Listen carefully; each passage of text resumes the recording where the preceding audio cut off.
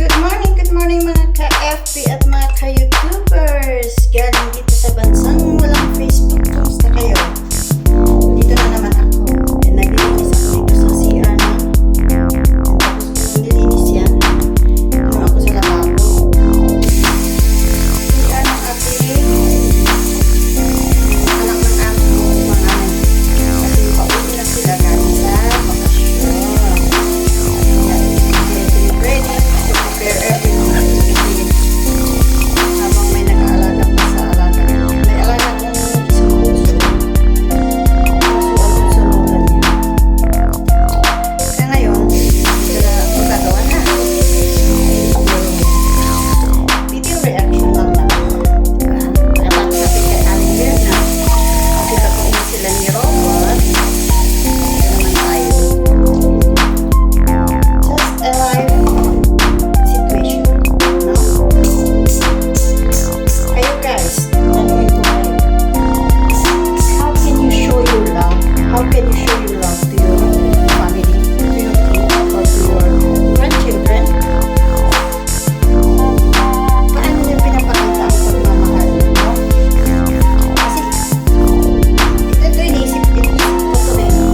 Kasi, itong life relate to sa experience ko dito sa ibang bansa.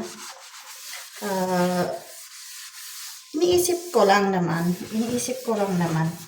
kasi for me kasi ang pagmamahal sa anak, kapatid, pamangkin o kaya sa pamilya is not really how much you give, no? Kung gaano kadami ang binigay mo, di ba? Hindi ko doon binabase ang pagmamahal ko sa mga kapamilya ko. It's not how much you give, but it's more on how much you will be there when they need you, di ba? No?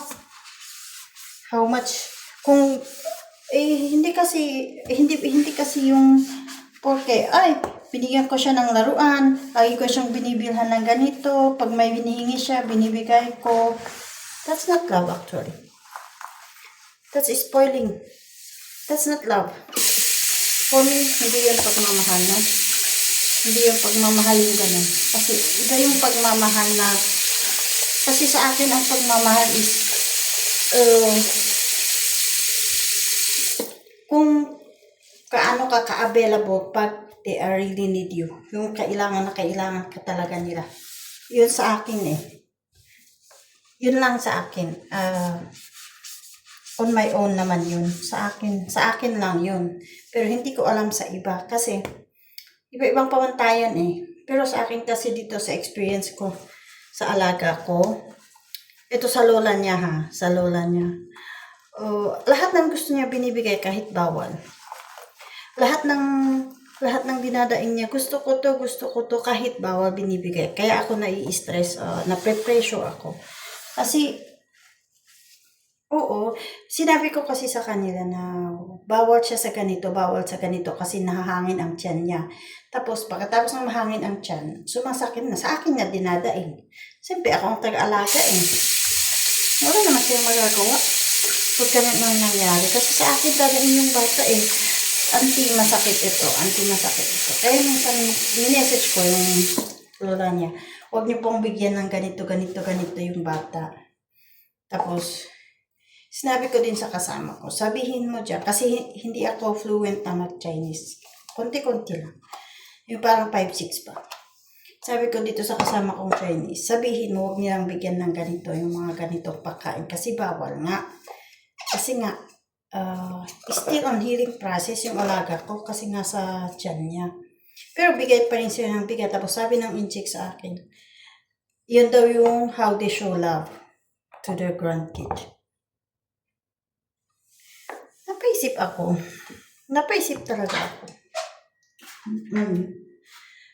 talaga ako. Sabi ko, that's not love. That's not love actually. Hindi yan pagmamahal.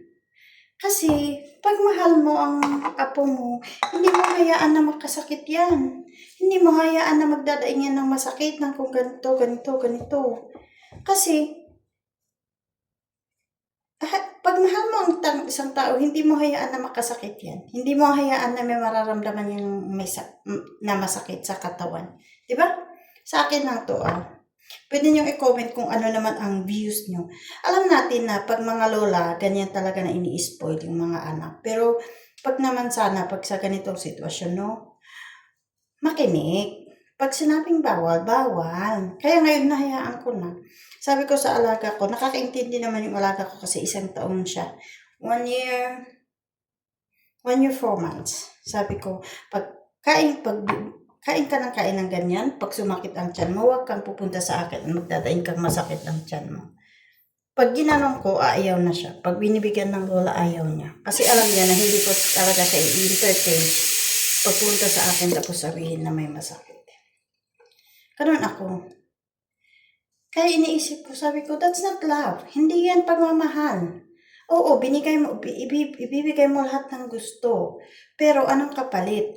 Makakasakit siya. Dadaing siya na maraming masakit sa katawan. O kaya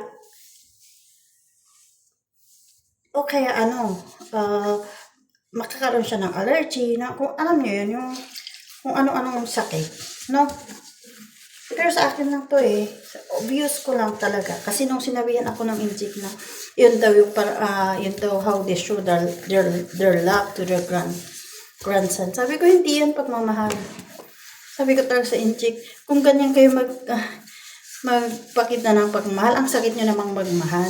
Kasi hinayaan yung makasakit ang mahal nyo sa buhay. Tapos sabihin nyo, yun ay pagmamahal. Diba? Pero I'm not in the position para makipag-argue pa. Kasi ayaw ko yung mga argue, mga ganun. Ay, hinayaan ko na, sabi ko sa injik, sige. Kasi sabi ko sa injik, hindi yan pagmamahal. Hindi yan pagmamahal. Ang pagmamahal, hindi nyo hayaan na makasakit ang mahal nyo sa buhay, sabi ko. Kasi for me talaga, dito na ako sa posisyon na sundin ko na lang kasi ako naman nila yun. Katulong na naman ako at tagbantay lang naman ako niya. Pero sa akin lang, kasi mahal ko yung bata Sa akin lang, oo, mahal mo. Katulong lang ako. Pero ano pa rin yung sa akin is, hindi yung pagmamahal. Hindi nyo, sa akin, ewan ko lang sa inyo kasi sa akin talaga. On my own view, pag mahal mo ang isang tao, hindi mo hayaang makasakit. Oo, ibibigay mo yung kagustuhan niya, pero may limit. Diba? Pag bawal, huwag mong ibigay. Pag pwede naman. Diba? Ganon yun. Tapos, nung hindi na ako nakipag-argue doon, hinayaan ko na lang. Sabi ko, sige, bahala kayo. Kaya hanggang ngayon, pinapakain pa rin niya sa ng bawal.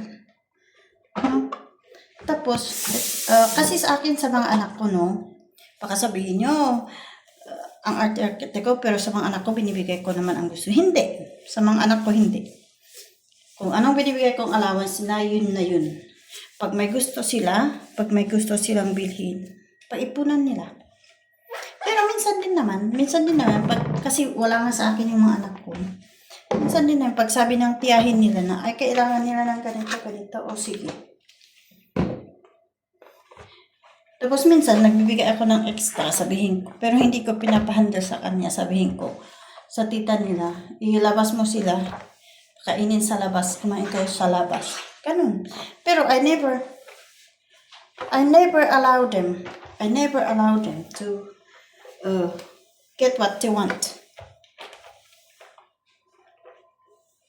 Hanggat maaari, hindi ko talaga ina-allow yun. Kasi, hindi pwede talaga sa akin, hindi pwedeng ganun. Because I only like ko lang sinasabi sa mga anak ko, mag-aral mabuti, pagsipagan, para sa darating na panahon, okay ang buhay nyo. And then, pwede nyo bilhin ko anong gusto nyo. Pero sa ngayon na mag-isa akong nag-ano sa inyo, ayusin ang buhay. Huwag maging galante, huwag maging mayabang. Yun, ayong sinasabi. Huwag maging galante, huwag maging mayabang. Pero hindi ko maiwasan sa mga anak ko, yung isang lalaki na anak ko, minsan ganun siya. Sinasabi ng tita niya sa akin. Pero, Yun yun. Yun lang yung gift ko. If mahal mo ang isang tao, mahal mo ang anak mo, kapamilya mo, hindi mo hayaang masaktan sila, makasakit sila, hindi mo ibibigay yung gusto nila na alam mo naman ikapapahamak mo. Kaya sa inyo guys, anong gift niyo pagdating doon? Kasi yun ako iniisip ko kasi nung sinabihan ako ng ganun. Sabi ko, ganun kayo. Pero ako hindi. No. Kaya, yun guys. Kasi naglilinis ako sa CR. Kasi parating na sila. Comment nyo naman kung ano ang views nyo pagdating sa pagmamahal. No? Kung pagmamahal nyo sa apo nyo, sa anak nyo, sa kapamilya nyo. Basta pagmamahal sa mahal sa buhay. Kasi ako, yun ang views ko. No? Be-practical na lang. No? Kaya hanggang sa muli, ulit. Ito muna ang video natin ngayon. So, hanggang sa muli. Sana po masuportahan niyo ako sa aking munting bahay, aking munting channel. Kasi may mission po, may vision po ako na sana parang araw makarami-rami naman tayo kasi yung nangyayari sa buhay natin, hindi natin alam, no? Kaya stay positive in God's love, in God's hand, in God's shoulder, and everything will be fine. Hanggang sa muli, bye-bye! I love you all!